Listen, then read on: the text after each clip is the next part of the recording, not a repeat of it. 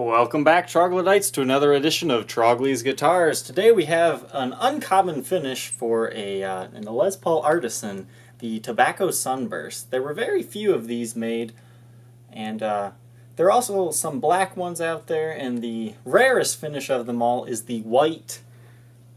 The white ones actually had black binding. I think there was like 10 or 15 of them made. I would love to have one of those one day. But, up until this point, I've only ever had the dark walnut Artisan Les Pauls, and that's just kind of what I consider to be, your typical Artisan, is the dark color. But getting this tobacco burst finish one has been a real treat for me, because in photos, they never did much for me. They didn't look very good. But in person, I think what sets it apart in person between, photos online is you can see the burst in between the pickups in person a little bit better, and that kind of completes that vintage tobacco sunburst vibe. So this is a really cool looking guitar. It feels a little bit different, a little less, high-end hoity-toity stuff with the walnut finish. It's kind of got more of a rocker's vibe to it, and I like that because despite the hearts and flowers everywhere on the guitar, this is a really good rock star guitar. The Kinks guitarist actually used an Artisan in the Father Christmas music video. If you look that up on YouTube, one of their live versions, if you pause it at the right moment, you can tell it's an Artisan. So Les Paul Artisans, they came stock with 3 pickups until about 1978, and then that became an option. So there are some 2 pickup versions out there. But enough about the history of this guitar. Let's take a look at the condition. We'll start with the headstock of the most expensive Gibson of its day. As you can see, there's quite a few light nicks and dings, some light scratches from string changes, but overall, nothing too bad on the headstock here. The lacquer has aged very gracefully to a lightly yellowed hue, and you got your original truss rod cover that says Artisan on it. You do have your original nut. Now when you sight the neck, it almost looks like there's a twist in the neck, but there's not. The nut is actually sitting a little bit high on the bass side. It doesn't affect playability right now, but don't go looking down the neck going, oh, there's a huge twist. It's just a minor, for some reason the nut's sitting a little high in that area. You might be able to bang that down a little bit. But frets are in good shape. They have minor flattening, but they are the original kind of fretless wonder type styled frets. So if you're used to this era, you know what I'm talking about. It's actually a pretty good playing guitar. And as you can see, all the inlays are still present on the ebony fretboard. Beautiful inlays. None of them are loose. Sometimes you will get that with Les Paul Artisans. You'll be missing an inlay or two, and then that really destroys the look of the guitar. But these are all here. On to the tobacco burst body. I just gotta say, I really love this guitar. I love the finish. I love the 70s and 80s tobacco sunburst finishes. They just look pretty good. As you can see, there's quite a few scratches as we run the light across the surface here. And you've got some slightly deeper scratches in this area from like picking wear or something like that. I'm not sure what caused those exactly, but they are there. And you've got quite a plethora of small little nicks and dings in that middle area there, is hopefully showing up. But they're mainly in this area and around here. But you got some nice wood grain, some nice freckles in the wood, as I like to call them. But the top is not without its, very minor flaws. Especially those scratches there. That's probably the worst, is the scratches in that area. Alright, now the bridge has been swapped out for a Japanese-made ABR1 styled rip-off non-wire. There's not really any good way to tell if the tailpiece is original. Usually if this gets changed out, the tailpiece does, so this is kind of iffy. And unfortunately, the pickups were swapped out. Now, these pickups have no markings on them, but they look very similar to how Gibson was making them back in the day. I do not think these are original. There's no tar on the back like there should be, and there's no patent number. There's no nothing. But they're still quality pickups. They've got the shielded wire of the era, and they sound pretty darn close to what tarbacks would. So they're not original, but they sound fantastic in my opinion, based on what other Les Paul Artisans sound like. And if you're not familiar with what a middle pickup is, what it sounds like, a stock Gibson way to do this is it blends these two pickups and kind of gives you a telly strat type vibe. So I love 3 pickup Les Pauls, especially the Les Paul Artisans, because you just get that extra tonality function without, a coil tap anywhere. On to the back of the headstock. Now this is not actually black, it's actually a very deep brown. Your serial number is 71938166, which makes this about 2/3 of the year through 1978. And there is a Made in USA stamp there. It was Kalamazoo made.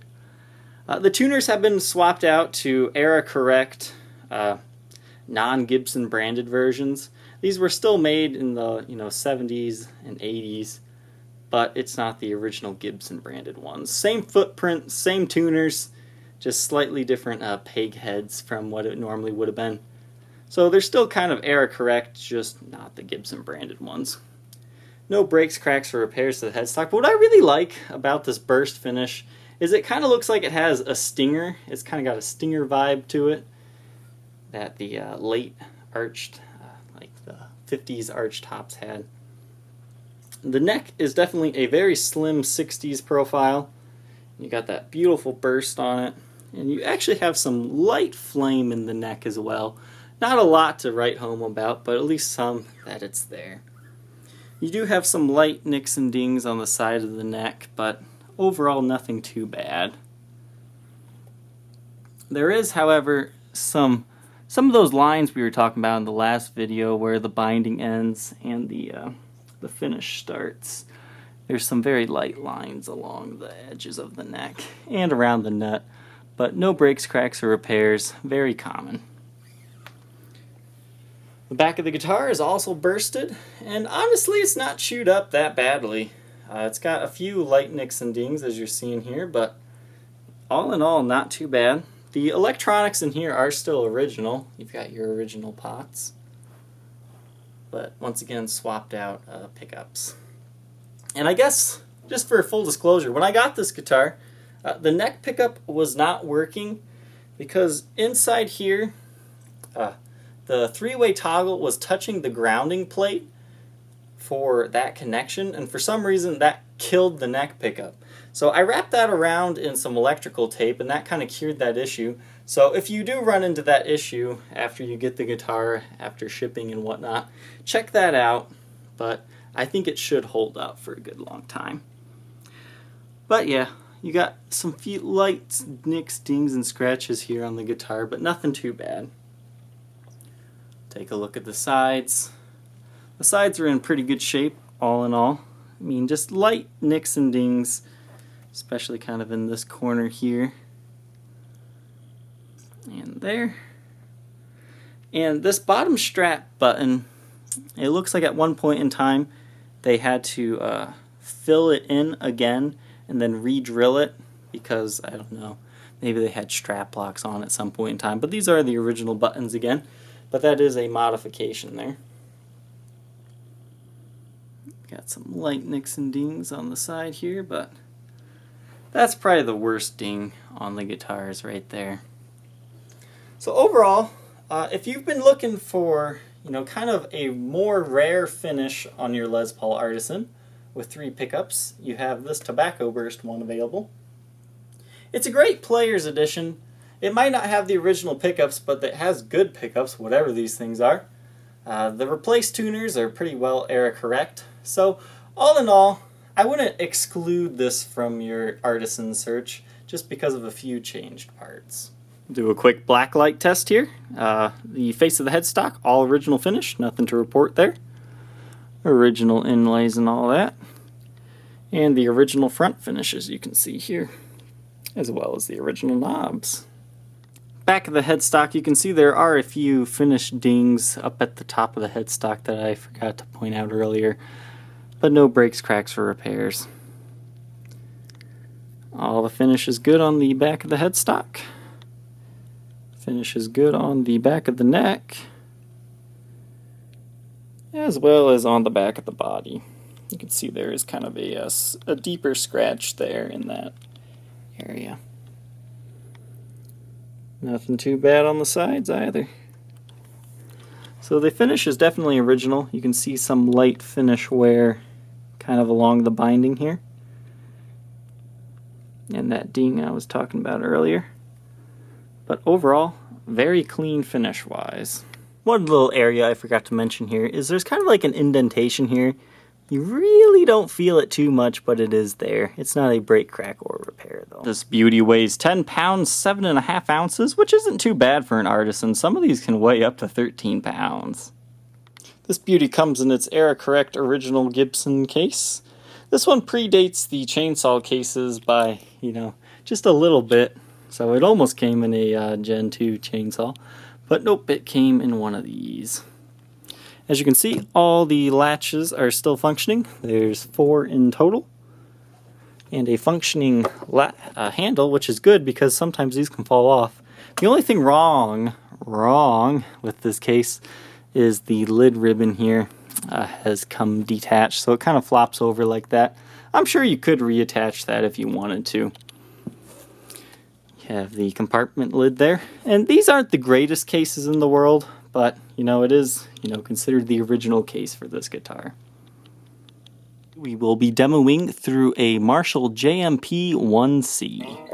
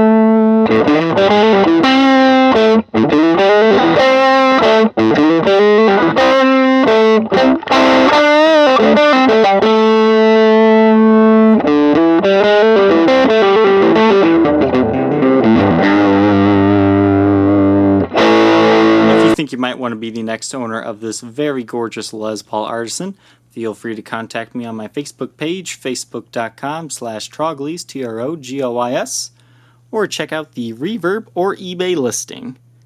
Thank you for watching, Troglodytes. Don't forget to like, comment, and subscribe, and we'll catch you next time. Bye.